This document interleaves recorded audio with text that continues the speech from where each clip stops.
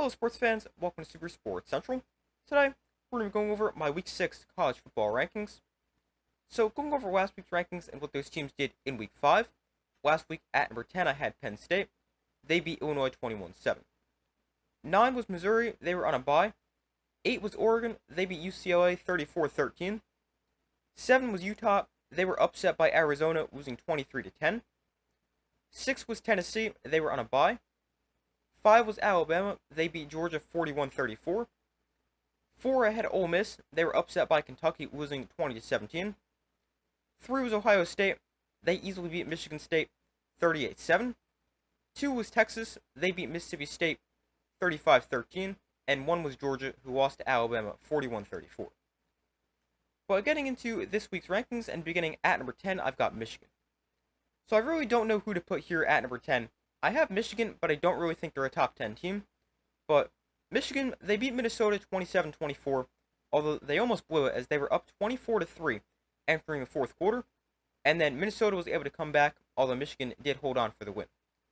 Running back Khalil Mullings was great once again with 111 yards and 2 touchdowns. But once again, the Michigan passing offense was terrible, throwing for just 86 yards, a touchdown, and a pick. The Michigan defense was also okay, but as I said before, I don't think Michigan is a top 10 team, but I do have them at number 10. 9 is Missouri. So they remain at number 9. They were on a bye. Next week they face Texas A&M. 8, I've got Miami. So Miami enters my top 10 at number 8 after they won 38-34 on a controversial touchdown that was overturned to an incomplete pass as they beat Virginia Tech. But Miami won. They remain undefeated. The offense was great with over 500 yards of offense and 38 points. Quarterback Cam Ward was great once again, throwing for 343 yards, 4 touchdowns, and 2 interceptions. Plus, he also added a rushing touchdown. And then defensively for Miami, they weren't great, allowing 34 points and really struggled to stop the run. But Miami did get the win, and they move up to number 8. Number 7, I've got Penn State. So Penn State's another team that moves up, and they jump from number 10 to number 7 after a 21-7 win over Illinois.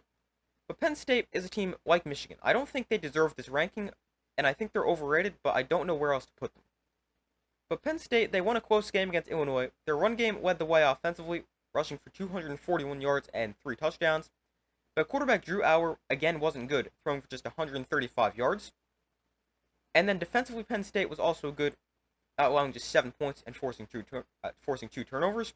But Penn State, they're overrated, but I do have them at number 7. Number 6, I've got Oregon. So Oregon enters at number 6 after they easily beat UCLA 34-13. The offense was great. Quarterback Dylan Gabriel threw for 278 yards, 3 touchdowns, and a pick.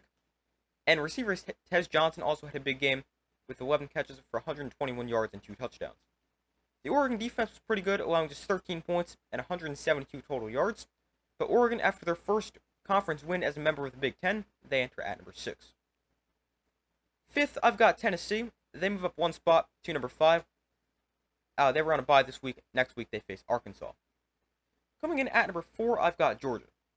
So Georgia falls to number 4 after their loss to Alabama.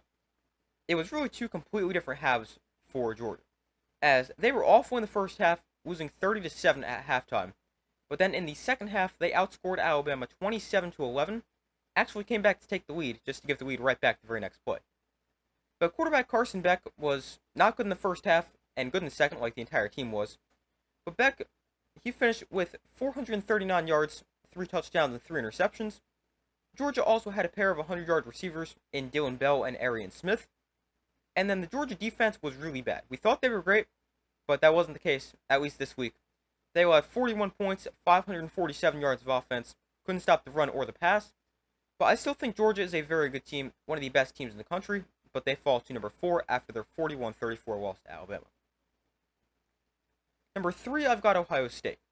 They remain at 3 after they easily beat Michigan State 38-7. The offense was great, putting up 38 points. Quarterback Will Howard threw for 244 yards and 2 touchdowns and an interception. And true freshman receiver Jeremiah Smith had another good game with 5 catches for 83 yards and a touchdown, and also added a rushing touchdown. Then the Ohio State defense was great, allowing just 7 points and forcing 3 turnovers, and Ohio State enters at number 3. Number 2, I've got Alabama.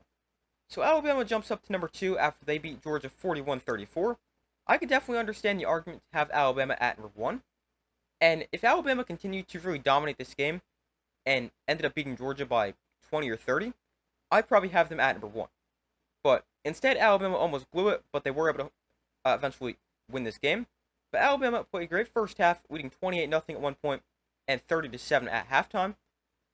And the offense was great. Quarterback Jalen Milroe is probably the Heisman frontrunner at this point after his insane performance.